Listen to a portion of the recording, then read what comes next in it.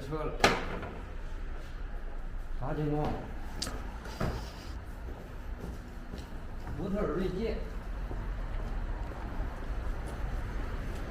哎，怎么了？车的呀？啥情况？这个那个啥，发动机现在都亮。给我打着车之后，停车问他有啥事？发动机故障灯现在亮。对。开着有啥异常吗？没啥。开着。以前，有这车我加过好多防冻液，老煤防冻液，加过好多。它自从加上这个，加了防冻液也有容易漏的地方，经常它也不漏。加了能有多少大概？12升了。12升。雷凌机器加了12升。就这一两天。对。12升。以前都没有，以前这当有个水库那种样流程，基本流程。现在发动机故障灯亮着呢。12升。那我先给你拿电脑检查一下呗。行吧。啊，先拿电脑检查一下，看看啥情况。行。发动液加太多了，我现在搞得我现在车我都不敢开，我怕那个发动机过热。先拿电脑测一下。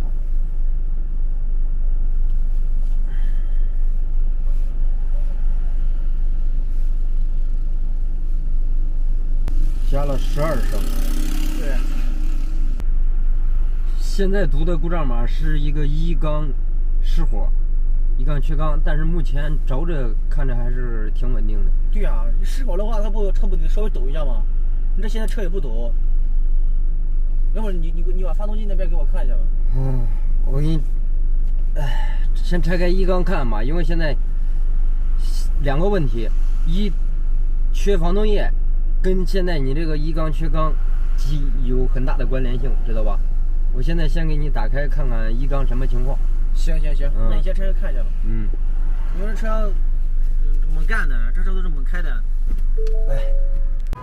这机油尺断的。这次我看是不是它里面那个啥，我不小心把水加发动机里面了，拉的时候，妈的没拉好，直接给他们干断了，我操！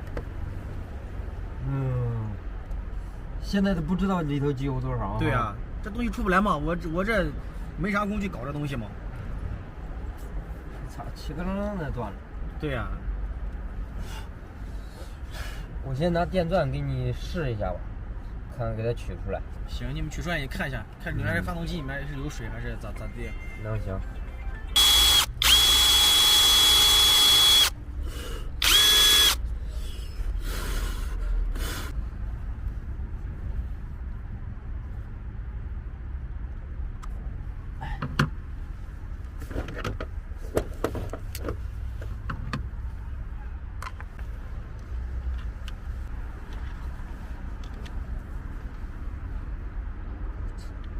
这玩意儿挺紧的，我操！对呀，要不然它不会气根断呀。动了。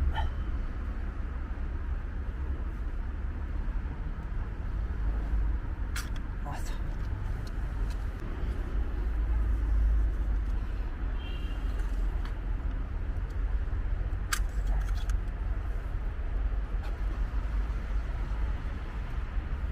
机油现在机油尺我刚才没往深了插，应该是不缺，现在到底线这儿。如果说插到底，你机油尺如果正常的话插到底，它是应该是不缺的。所以说就排除说防冻液进到这个机油箱里头。再说你想想，如果说12升全进到机油箱，连杆肯定干完了，知道吧？哦，行吧。我先拆开一缸管再看一下啊。行。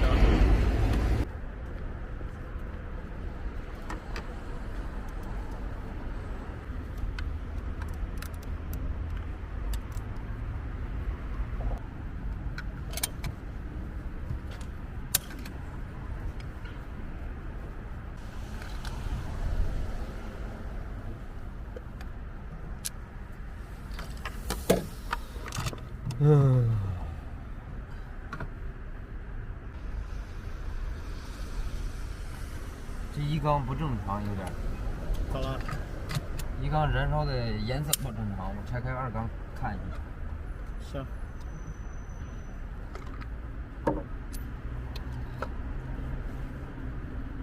2缸，来拍一下，好。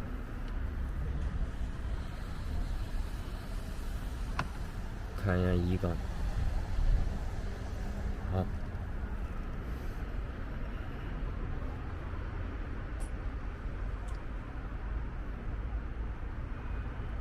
发动液。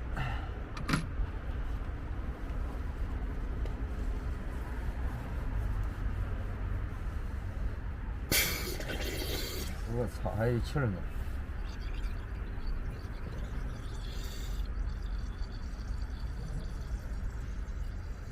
热车。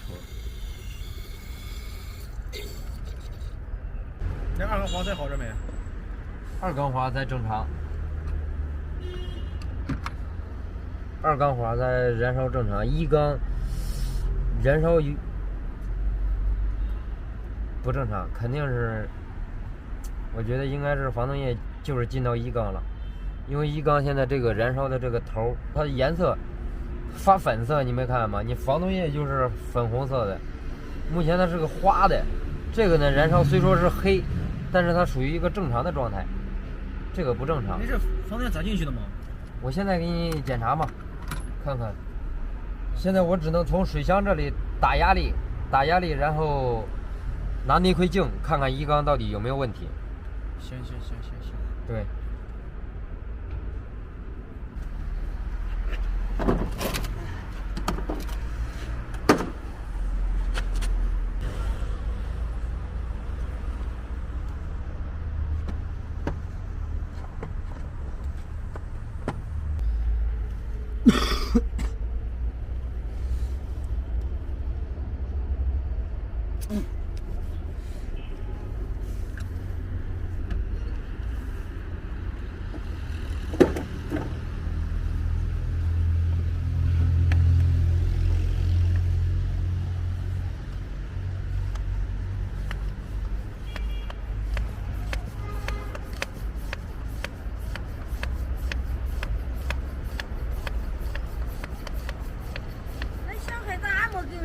30多车呀？那个车先定损，先定损。定损？对。哦。对。我就是，我还以为俺娃在你后头这儿。没有。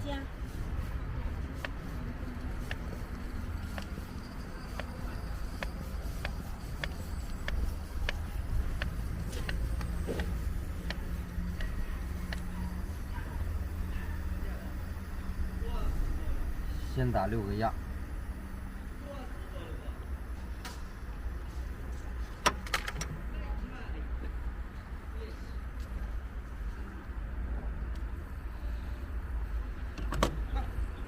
打一会儿之后，拿内窥镜，我去拿内窥镜看一看。现在先不看。现在他那个我已经打了3次的压力了，压力表一会儿就下去了，打了3次，外部没发现漏的地方。现在咱只能拿内窥镜看一下，里边是啥情况。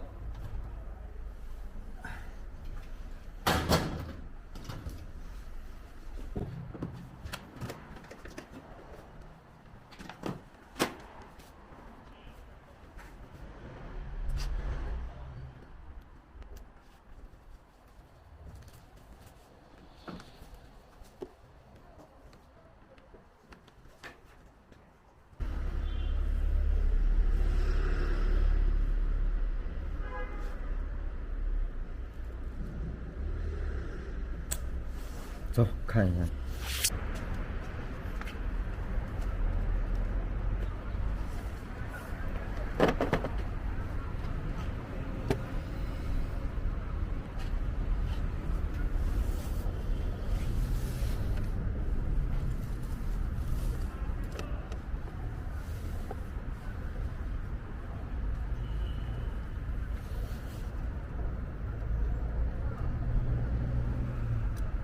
哎，我靠！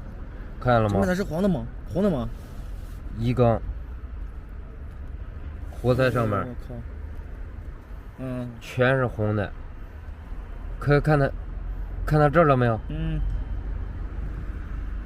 这往下流呢还。我靠！给你看一下二缸啊，看一下二缸。你看二缸的，二缸里面干净的。一缸你看，那水进一缸了。对，你看花塞就能看出来，花塞燃烧的全是斑点，然后它不是那种正常的燃烧程度，斑点非常严重。稍微远一点照着我就行。斑点非常严重，现在基本上就可以确定，就是进到一缸了。那现在咋解决啊？拆呗，只能下发动机。但是这个车，这是个3代的，这个车发动机有个通病啊，要么是缸盖，要么是缸体，它容易裂，出现一个小豁口。这估计就是出现小豁口了。但是现在只能是拆开看，看到底是缸体还是缸盖，直接把整个发动机连变速箱落下来。行。现在这车75283公里，这是个16年 2.0T 的锐界，它的发动机是个 EcoBoost 3代，1代 EcoBoost 搭载的是在那个福特蒙迪欧致胜上面，就是出现的第1代的致胜，然后2代 EcoBoost 搭载在是13、14款左右的蒙迪欧，然后3代搭载的是这个锐界上面。现在新锐界搭载的都是4代的 EcoBoost 发动机。这款发动机咋说呢？总体性能和油耗都还可以，就是油耗稍微高一点，性能是足的，但是毛病也不少。这一款其实你要说漏油吧还好，公里数大了肯定会漏，其他的都还好。但是这个3代有一个通病，它要么就是现在不确定是缸体还是缸盖啊，要么是缸体，要么就是缸盖。在刚才一系列判断，现在能通过这个内窥镜明显的看到。是不是还有啥？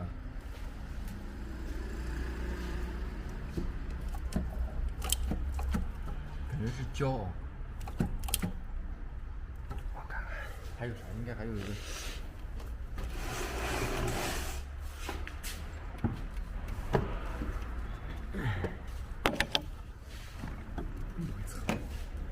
拿手机拍视频，反个视频，反光能看到吗？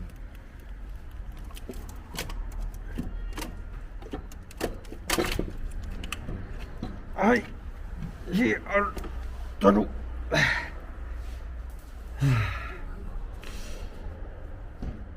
放着啊。啊。找个纸盒，我给你拿个纸盒。这个是1缸、2缸、3缸、4缸，2、3、4缸燃烧都属于正常的。1缸活塞表面一看就是水浸泡过，然后燃烧已经洗得倍儿干净啊。它这个1缸呢，是当时拿测评尺看这个缸体的平面和缸盖的平面，这一块有变形，因为它这个水道贯穿式太大，整个缸筒周围全是水道，这样式的。所以说轻微有点变形，高温产生变形以后，你不去处理平面的话，它就压不住。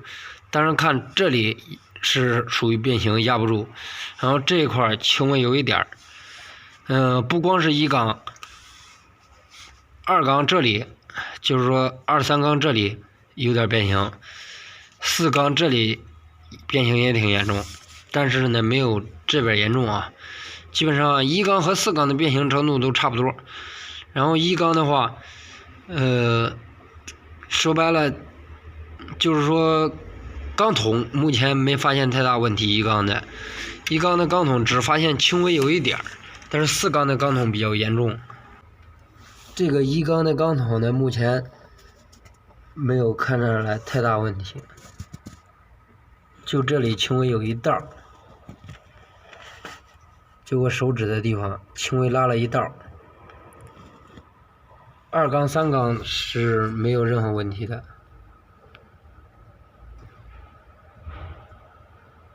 2缸3缸的平面是没有任何问题，主要是4缸，看到了吧？4缸的拉伸程度、拉缸的程度最厉害，这里有一道最狠的，然后这几道子都挺严重的。4缸的拉缸比较严重。它这个车目前看啊，机油可能是加了假机油了，因为这气门弹簧上面形成的积碳不属于一个7万公里左右该有的现象啊，所以只有加了假机油会出现这种情况，所以导致的积碳严重。这地方还不是特别明显，链条的那个偏壳上边积碳更严重。这只有加了假机油会出现这种情况。目前解决的话，就是咱们把这个平面轻微找了一下。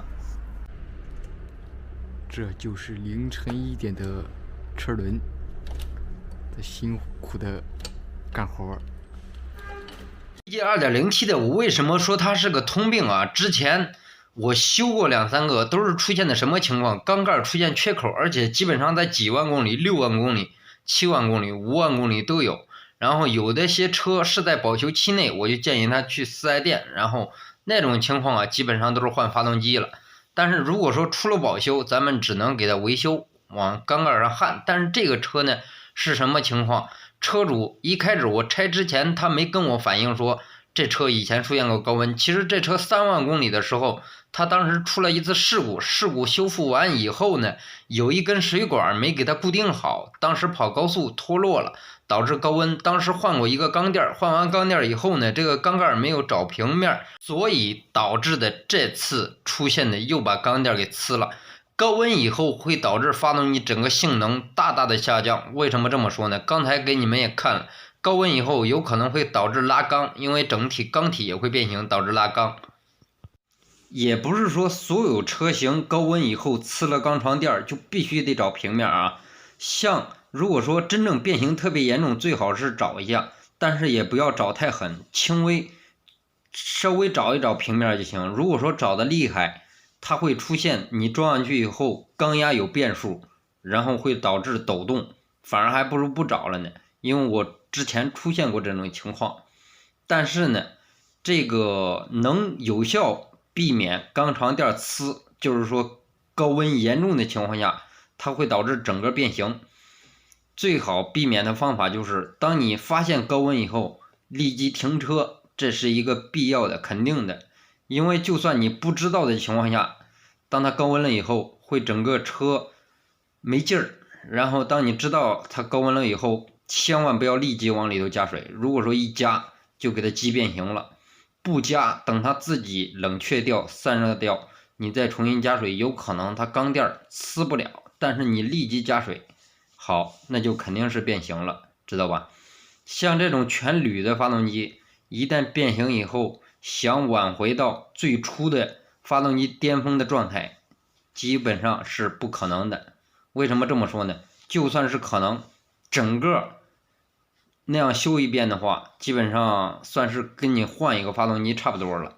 所以说，像这种呲了缸床垫的，一般都是要么是找平面，要么是不找直接装上。但是呢，具体需要看情况，看它到底是呲的多严重。